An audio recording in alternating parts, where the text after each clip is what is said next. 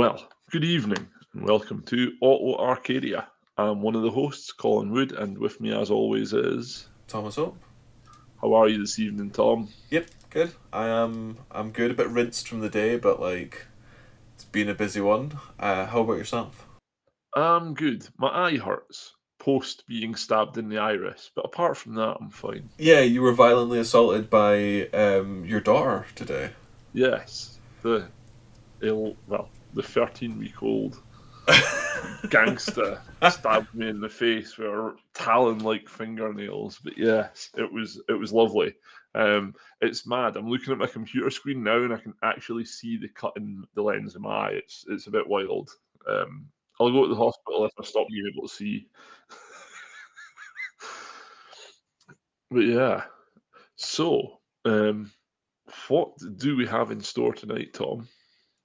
So, yeah, I've been doing some thinking, and I mean, I imagine you'll probably have some opinions on this, but racing liveries. Ooh, I love a racing livery. Not necessarily on the road, as we've maybe discussed from some of the car adverts we've seen kicking about, where it's your fully decked out kind of replica. Not so sure about it on the road, but on racing cars where they belong, some of them look beautiful, and some of them are absolutely iconic, as we know. yes. And then I was thinking about which ones I like and stuff like that, but that also led me into where do they come from? I mean, what would be your what would be your thoughts of where do racing liveries come from? I think the big thing is like when a company gets into motorsports, like the color scheme pretty much comes from their corporate colors. Certainly, Golf, if it's a race manufacturer team, yeah. yeah, but even like the big sponsors like Gulf, Oils, and Martini being the two really obvious ones. But I mean, even if you look at the BTCC, with like Quick Fit, blue with yellow and white. Yeah, and the Halford's cars, because like Halford's touring cars were bright orange, and that was Halford's thing. Like they were bright orange with Mm-hmm. black writing. So yeah, I think a lot of it's to do with the identity of the team. But yeah, I think it's pure chance which ones look really sharp and as such like become properly iconic. Mm. Do you think that some of the iconic liveries have been made iconic by maybe the car that they were on? Absolutely. Like maybe especially if it's a winning car, you get to see a lot of it if it's a winning car. Yeah, well, I mean like all of the Lancias with the Martini livery Mm. and the Escort Cosworth, and I want to say the early Ford Focus rally car as well, with the Repsol colours, the dark blue, white, and orange, and red. Oh, I remember that one. Yeah. Yeah, and then you've got the dark blue, light blue, red, and white, which was Ford Motorsport. What else is there? Like one of the big ones I always thought was Falcon, which is like Oh, the dark blue. Yeah, and it's like, but they're like they blend into one another, but it's almost digitalized. Like there's not a smooth gradient; it's quite a hard edge through it. And like Spoon with the yellow, and yes. I'm a sucker for a yellow livery. I mean, just yellow anything. Like fucking, if you paint me yellow, I'd become better. Like, but yeah, man, there's so many like properly iconic ones. There is. There's the Mazda 7. What was it? 787B. Yes, the The only Japanese manufacturer to win at Le Mans. and the was the green and orange? Is it Renown? Yeah, it is. It's renowned. So it is. It is indeed. Oh yeah, no, that okay. So that was the one that won at Le Mans. Yeah, I mean, that is that's quite a striking livery. I'm not 100% sure I like it too much, but it's very striking. yeah. The thing is though, like, see when you have an like that example, for example, that sound is often weird to say. For example, that example, where the car is like massively iconic because it's the only Japanese manufacturer to win Le Mans, the only rotary engine to win Le Mans, and in fact, rotary engines were banned after Le Mans. Like that's a big old, like that's a big plinth that you're on, and then you've got this livery that's just like iconic. But what you say about does the car make it? I think it does because I can't for the life of me think of another car that wears the Renown livery. That's a good point. Yeah. I think it's almost because, like, I mean, obviously, liveries exist because, in the early days, it was literally national colours, which is where, like, British Racing Green kind of originates from. Yeah, But then, obviously, sponsorship brings in sponsorship branding. And honestly, like, I think they're way nicer than solid block colors. Like I love a racing livery. I think some different vehicles suit them more. Maybe I'm not 100% sure I've like fully formed that thought, but like one thing I will say is the current F1 liveries are really nothing special. yeah. Like 2000s when Schumacher was on the job, and you had like I want to say silver, black, and white for Williams, but I actually remember it as chrome. It's a bit before my time on F1 actually. Like you had, I'm sure Williams. It might actually have been dark blue and white. Williams was blue and white for a bit, yeah. There was definitely one. It might have been Sauber actually, Sauber, and they were like chrome with black and white. I think Silver do go for a sort of chromy colour. And I think that's as cool as you can get.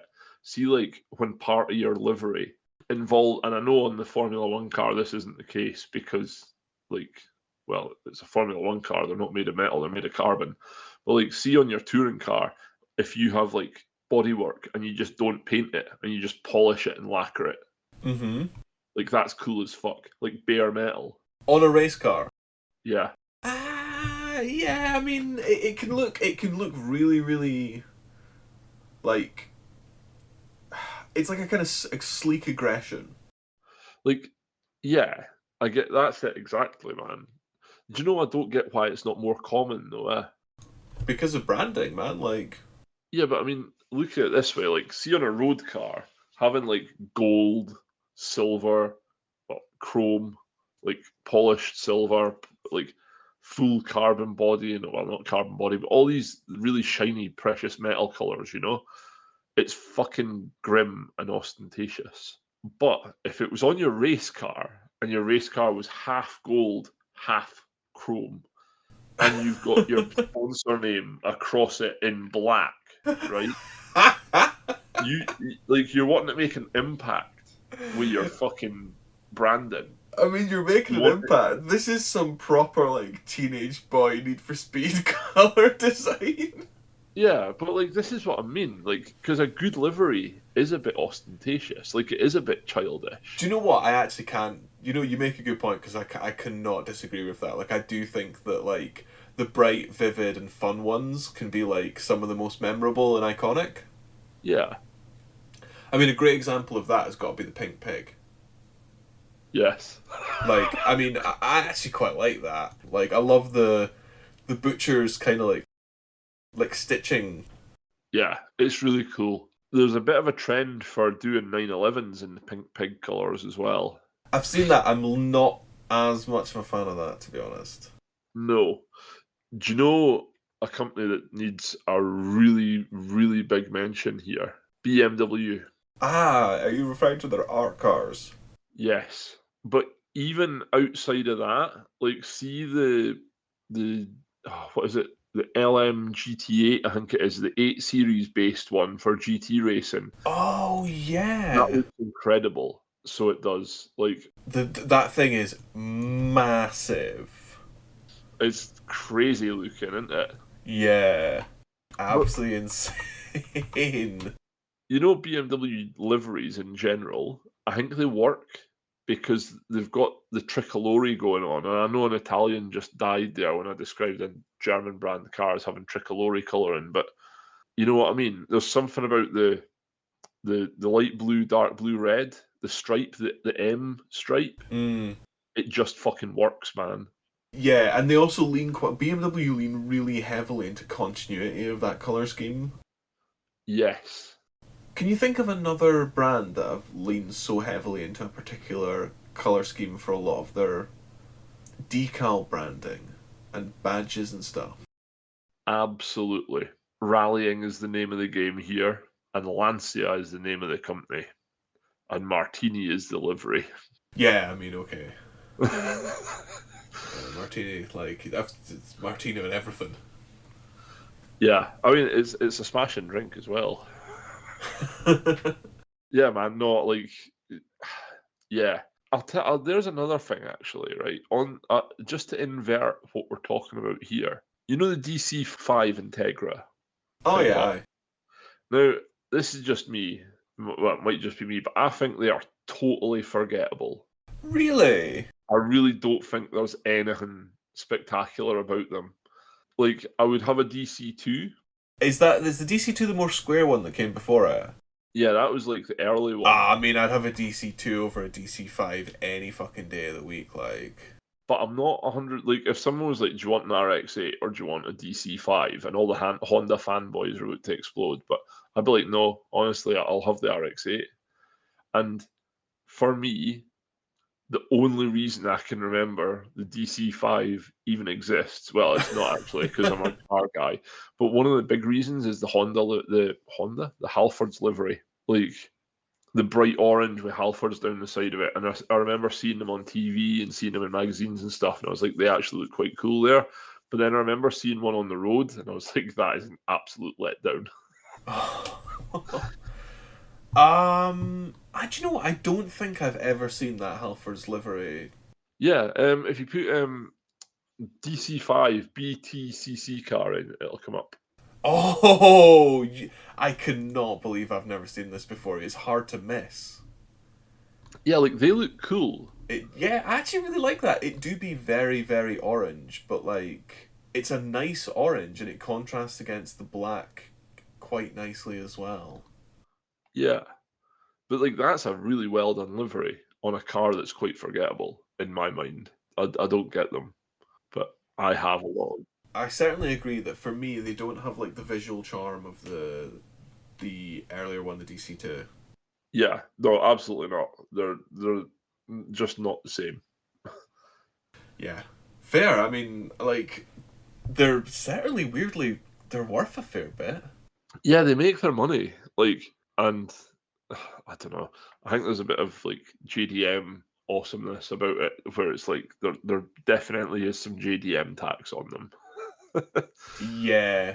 Yeah, I mean like there's a CPAC one here, but it's almost 20K Ridiculous. for like what, a 220, 240 like horsepower front wheel drive Honda? Yeah, it's not really all that in a bag of chips, is it? It's certainly not, as you would say, it's certainly not tickling my pickle. Well, if we know anything, life is all about having your pickle pickled. So yeah, okay, fair. We can park that tangent aside, Fair and enough. try and remember why we brought that up in the first place. Actually, there's one I've been itching ever since you mentioned racing liveries. I'm like, there's one that I have to bring up because it's my all-time fucking favorite. All right, go for it. Golf racing. I know you couldn't give less of a fuck about it. It's like, okay, right, golf. It's a really nice, clean, simple, striking livery. The blue that they picked for it is really nice and soft. I really like it, and it contrasts very nicely against that kind of like burnt orange, almost reddy color. Yeah. But it's so played, man. Like everything's had a golf livery. Like shoes with golf liveries, pencil cases with golf liveries. Like it's everywhere, and I'm kind of done with it. Do you know, legitimately, I would consume all of the golf livery shit if I could. Like, I would have like a golf livery racing poster in the garage with my golf racing livery jacket and my golf racing livery bag, and I think it looks fantastic. You do you, man. You. Yeah, I mean, there is like the Austin Martin in the golf race livery. I have to say is stunning, as is the old school Porsche that I can never remember the name of. It was a GT1 car. Is it the 917 or like the 916 maybe or something before I that? believe so. The Yeah. Pink Pig was a 917, I think. Yeah, it was before that. It was earlier than the Pink Pig, I'm pretty sure. Yeah, I think it was. I'm not 100% sure on that either, but like that brings me on to kind of a point that I wanted to make. Like, unless you want to kind of talk about why the golf livery is so great and not completely and utterly overplayed and a little bit old hat now. Do you know what, right? I think it's a bit of a cliche. It's yeah, I would say it's a cliche. Yeah, I'm not knocking it not being pretty. It's so omnipresent that I'm like kind of done with it. Yeah, no, I get that. Like, do you know what? This is very much My Chemical Romance for me, Right. and this is perhaps going to need a little bit of explaining. So, if you don't know this, I apologize, but if you know this already, I apologize even.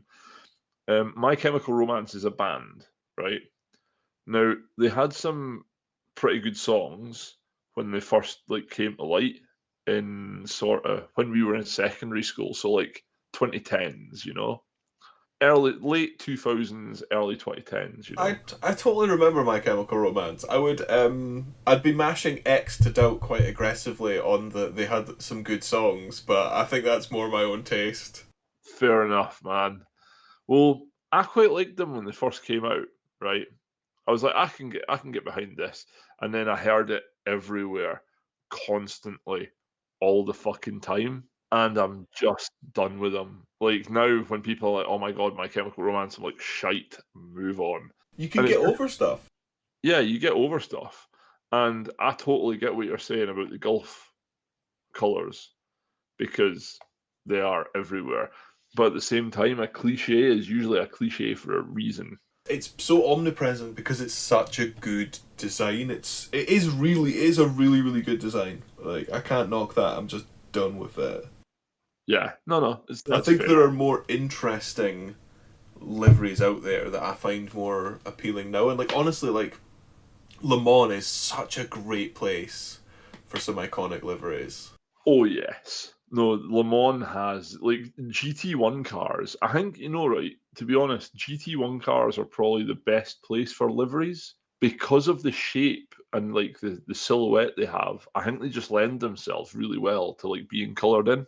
Totally fair. By GT1, are you mean talking about the prototypes, the like the kind of LMP 1 and 2 equivalents? Yes. Well, yeah, LMP1 and LMP2. Like I would class GT1 as LMP1. Fair, fair. Because like Le Mans always confuses me slightly because there's the LMP1 category, the LMP2 category, then there's GT2 and 3, I think. Okay, I'm on their official website of 24 Hour of Le Mans. Do you want to hear the categories? Go for it. So there's hypercars, and they're LMHs and LMDH. I have no idea what the difference is, and I won't be reading it because let's move on. There's Yeah. LMP2, so basically hyper is like LMP1. Then there Yeah. is LMGTE Pro,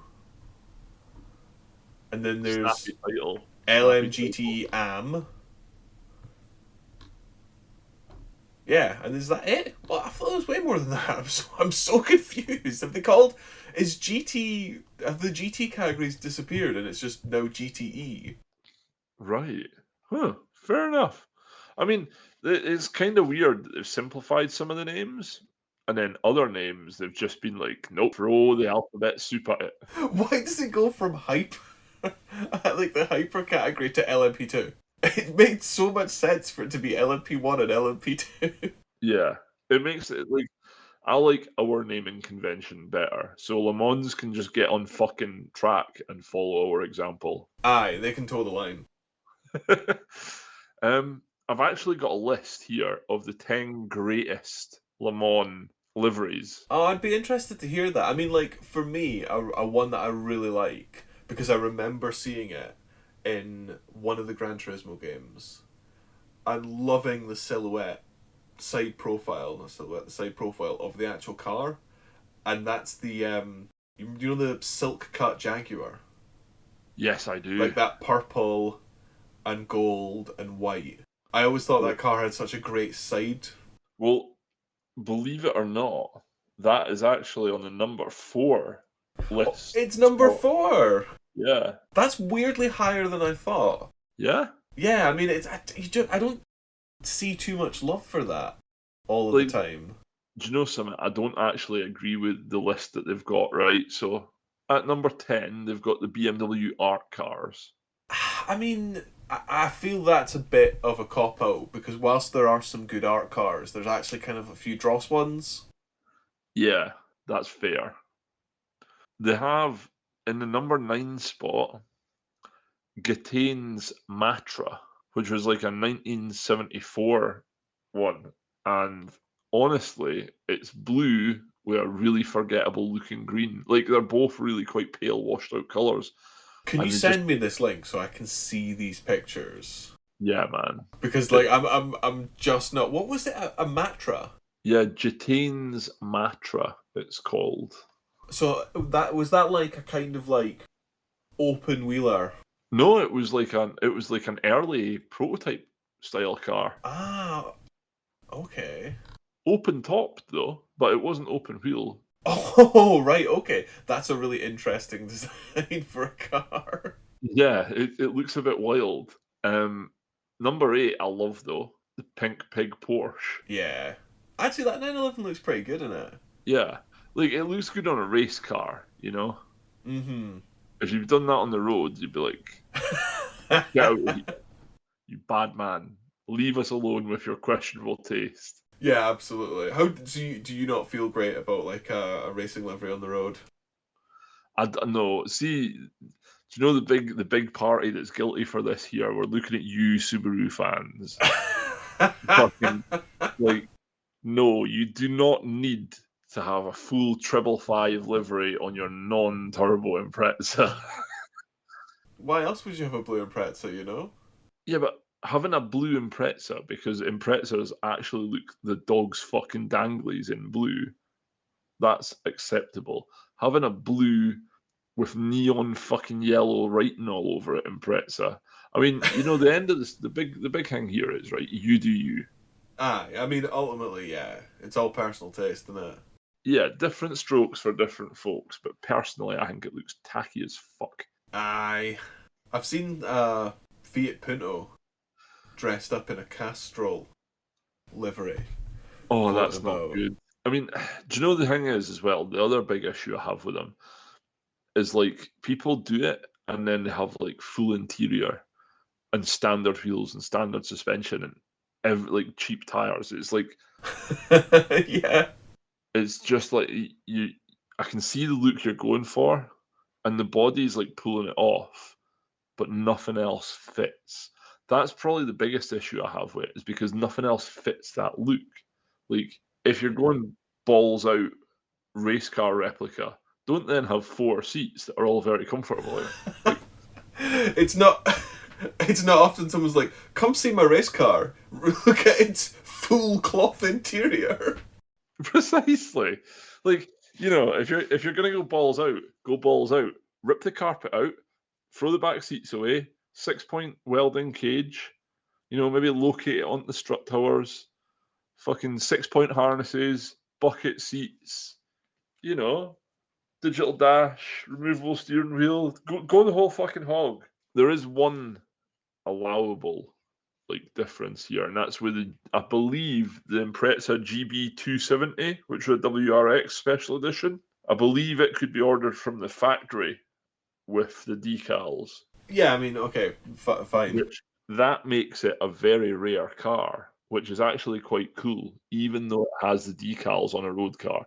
But How would you feel if someone had that model, that exceptionally rare model in itself, but were like, the person who owned it before me didn't order the stickers from the factory, and I want the stickers, so I'm going to put them on. for me, it would be a no. But that's interesting because what if I framed it a different way and said, okay, someone's got a BM, right? Yeah, And they want to chuck some of the higher trim stuff on it that their car didn't originally come with. yeah.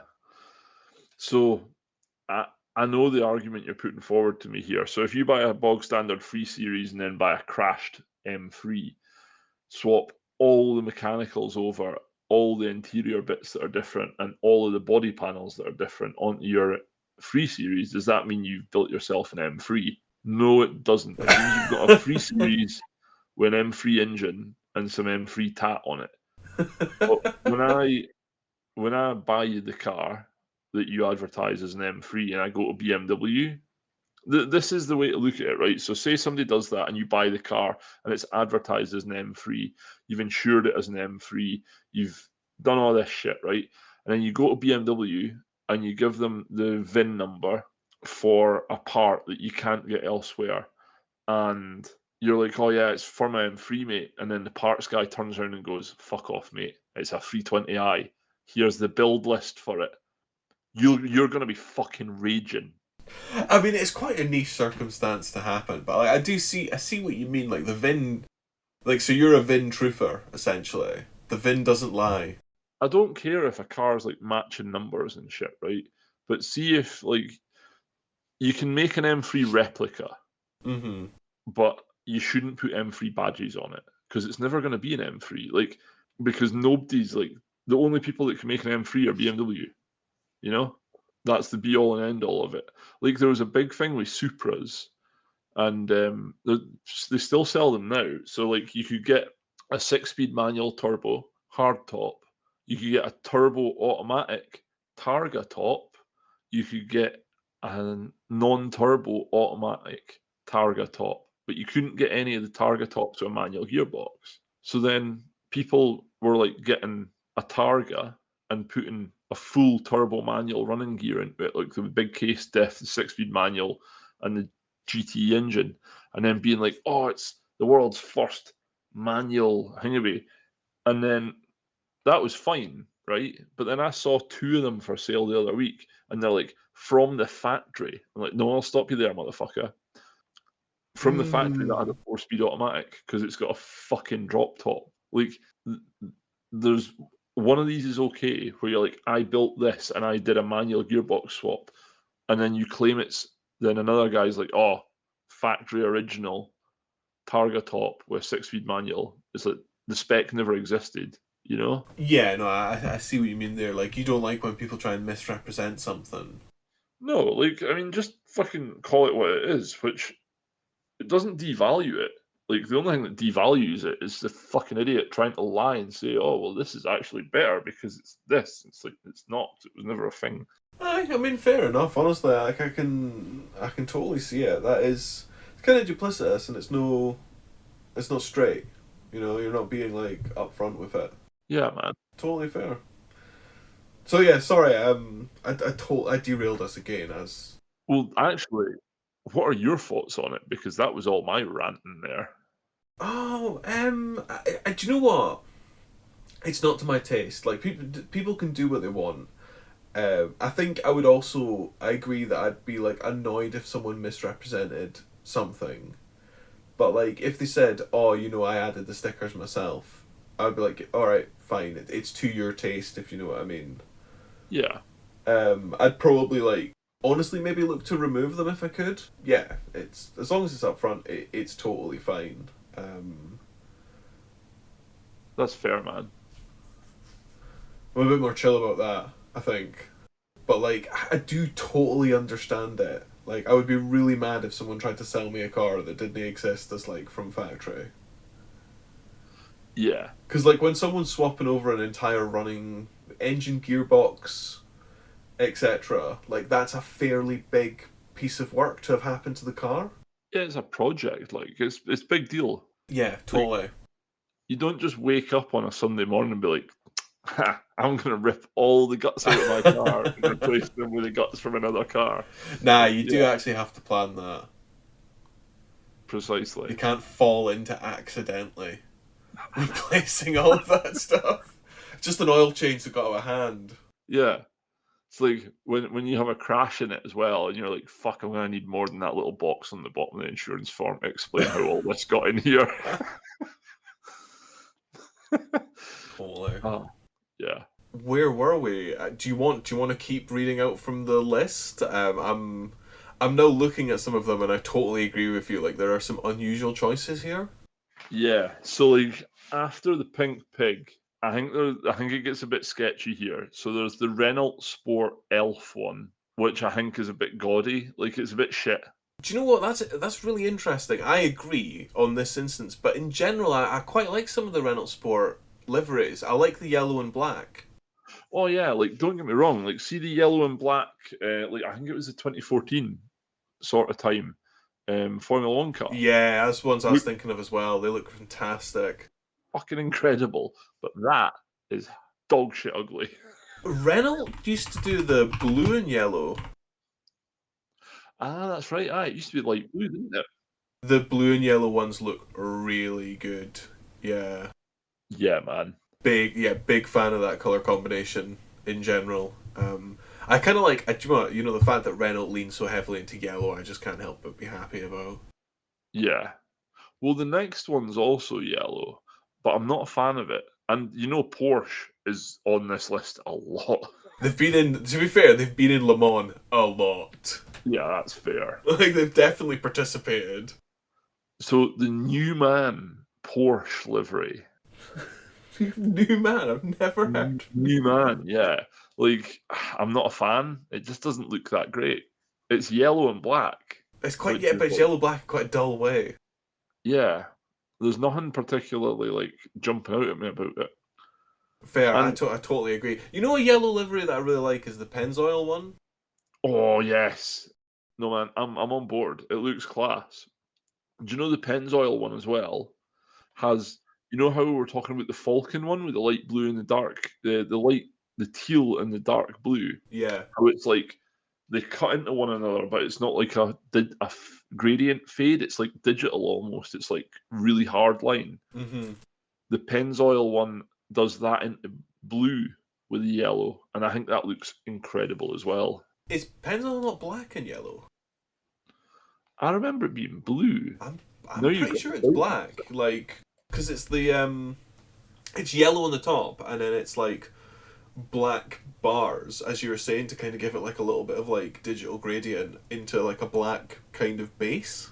Yeah, I fucking remember it being blue. No, I'm looking. It's all definitely very black. Yeah, I stand corrected. Why am I thinking blue? And maybe it's because we were just talking about the Renault Sport one, which was yellow and blue. Yeah, I don't know. I fucking definitely remember seeing a Pennzoil one that was blue, but it's maybe me in my mind going fucking senile early on. I don't know. I mean, I think you're allowed to like forget something or misremember something without it being like an immediate diagnosis. I'm gonna go Fair enough.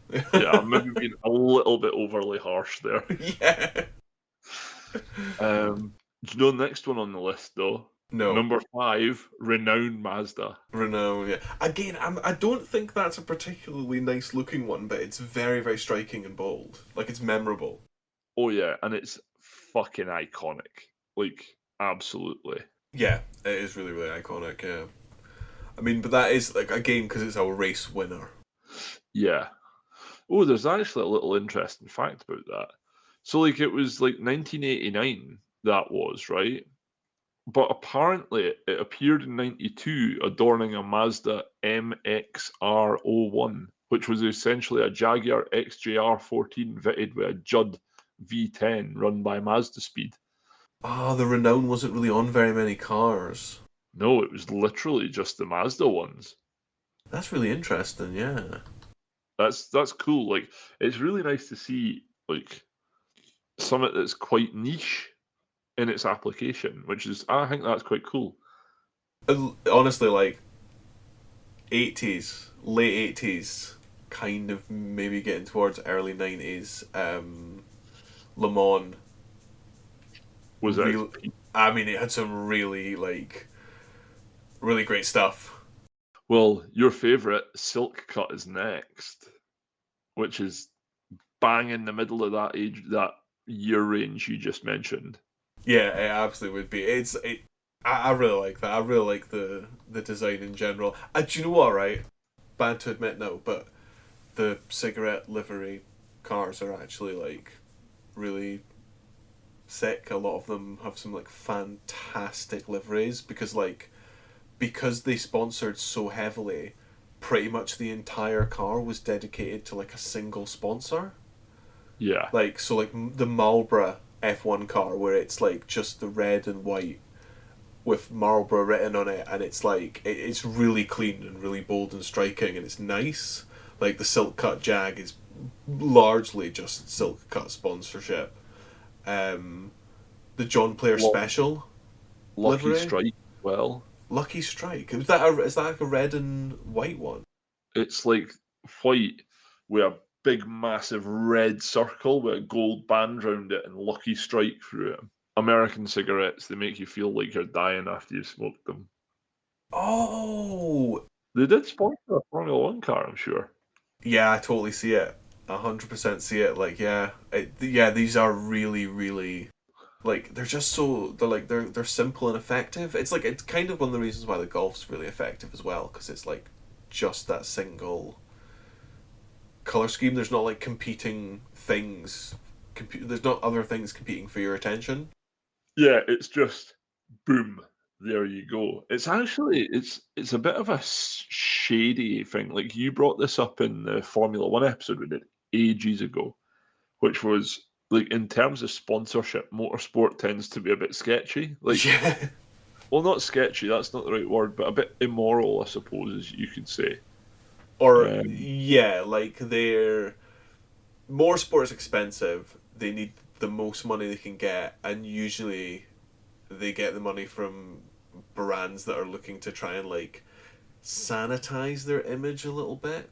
yes, Crypto.com being one of the recent ones. Yeah, like crypto, like energy drink companies, like like fossil fuel companies, like there's all of them are just kind of like quite invested in Formula One and other motorsports as well. To be fair, Yeah.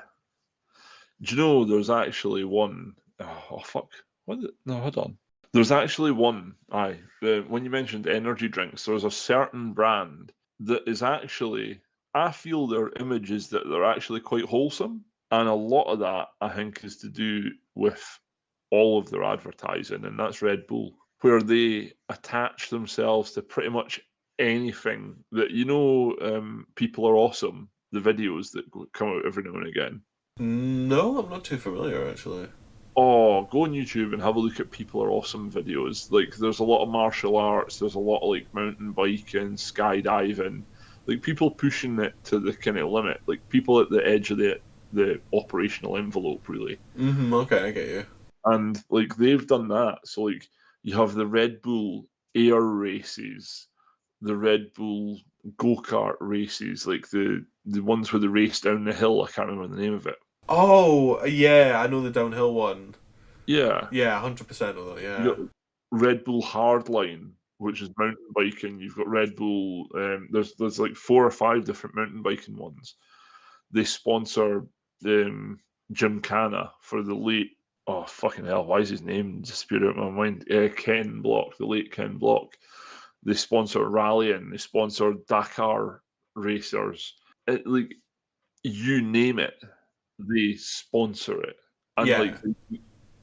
they've managed to sanitize themselves almost to the point where it's like, wow, these guys are wholesome, you Yeah, know? I mean, I agree. Like Red Bull's strategy is we will sponsor absolutely anything. And I like the fact that they do light-hearted stuff. Like I like the way they do like actual serious sport, but they also do like kind of like extreme stunts and more light-hearted stuff like the downhill racing and stuff like that. Yeah, well, I think that's how they've got that like weird, really wholesome image is by having the non-serious stuff as well. Mm,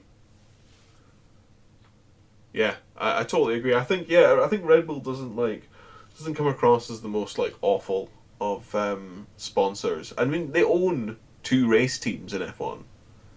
Yeah, that's an achievement. Yeah, it's absolutely insane. But yeah, there's been some sketchy ones in the past for sure. Definitely.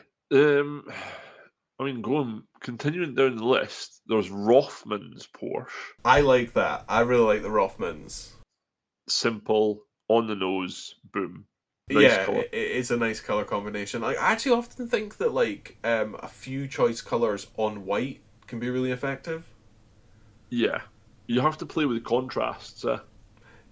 Yeah, because some liveries give the car definition that it doesn't necessarily have in its own profile. Yeah, like the Rothmans one really plays with like the hip line of the car. Mm, That makes sense. Like from the front arch down the flank and then to the spoiler at the back. Like it just looks fantastic. yeah. It follows the kind of car's contours, but also like helps give it like a little bit of shape. It honestly does look absolutely fantastic. Yeah, and again, it's another single sponsor. I think single sponsorship is really important to like iconic liveries. Yes, because the last two, I think you're. I don't think you're going to be a massive fan of number one based on what we spoke about earlier. But number two is Martini, again on Porsches, Yeah, I mean, and number one is Gulf. yeah. I mean, it's obvious. It's a list online. It's gonna. But I mean, the Gulf one, man, it's quite impressive. So from 67 to 2015, and it's been Ferrari GT40s, Porsche 917s, Mirage GR8s, McLaren F1 GTRs, Aston Martin DBR9s, Lola Aston Martin BO960s, Aston Martin Vantages in the GT2 and the GTE class. Like, that's a fucking repertoire, like. I mean, yeah. I know. It's been on everything, and that's why I'm done with it. Yeah, Okay, so I sent you another single sponsorship car, the like Celica, the IMSA one, it's incredible. and like first of all, right? Can I just say that car? What a stance and pro like that Celica with the really wide body kit looks absolutely awesome. Oh, yeah, definitely. An incredibly square flat front.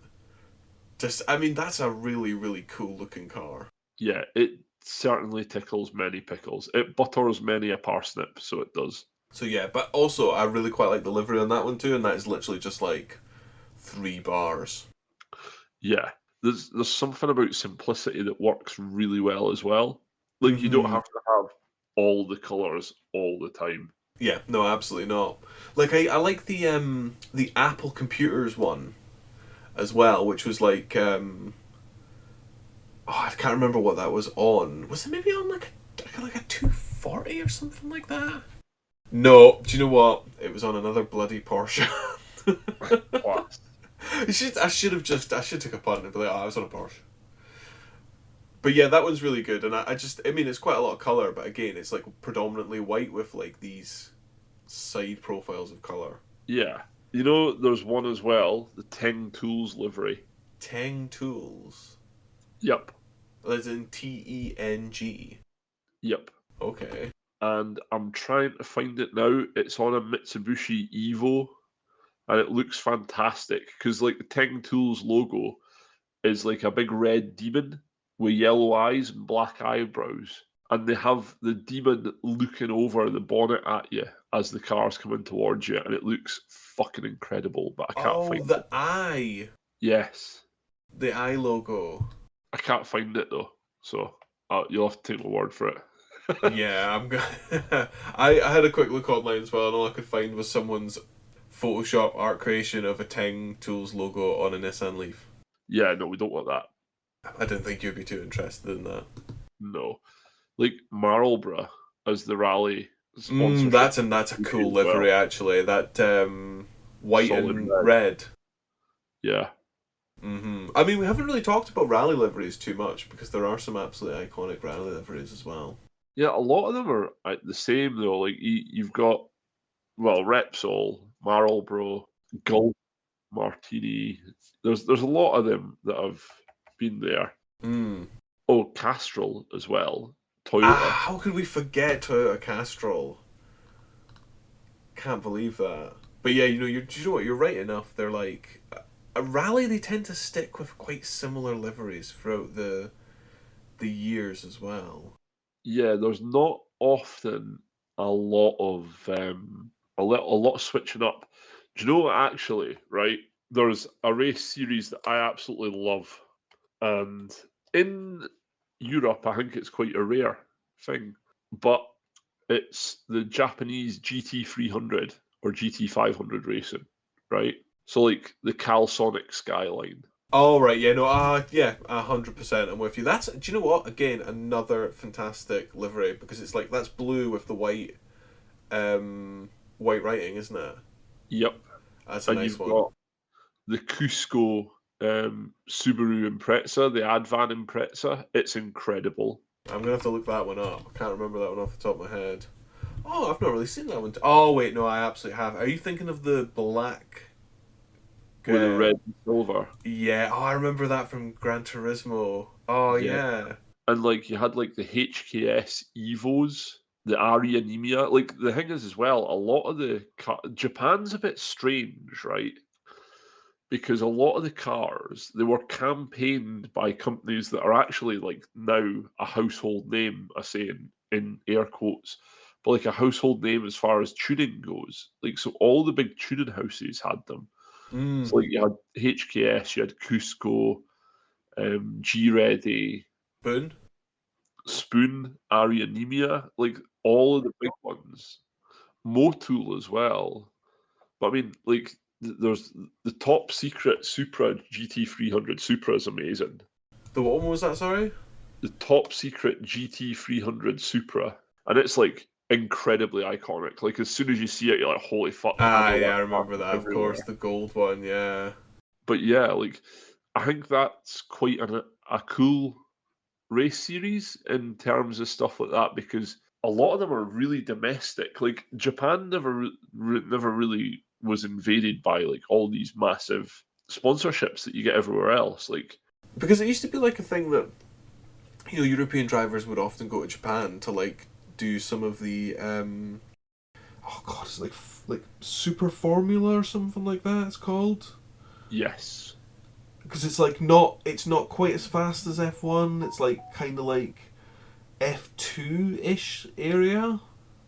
right. That's really taxing me and that a little bit. But like yeah, and it's like I find it interesting that there's not been so much crossover with drivers between Europe and Japan, considering that actually like a lot of the racing classifications are quite similar. Yeah. No, I'm totally on board with what you're saying there. You know, for me, it's touring cars, man. There is, I totally agree. There's some really good touring car liveries out there. Like DTM, GT300, Australian supercars. Yeah, the V8 kind of touring cars. Yeah, like they're cool. Do you know something as well about them? I don't know if they still do, but they used to run with a spool differential. Wait, you're gonna have to explain that to me. So a spool differential is literally just a big lump of metal that doesn't split the drive at all. They basically had a live rear axle. So there was no Ackerman effect at all. Like you didn't have a speed differential between your two back wheels, Oh right, yeah, okay. which made for some pretty leery fucking racing, which I think is class. Like that's just amazing. Just yes, how fucking incredible is that? You know this machine thing that we've had for like 200 years now that allows everything to work really well and handle really well. They're like, yep, the differential. They're like, yep, throw that fucker away. Don't want it. Don't need it. We've mastered it. We've grown beyond it. That's it. DTM. The thing with like, do you know it's really hard not having a satellite TV or like I suppose cable to Americans like Mm-hmm. TV package to watch motorsports.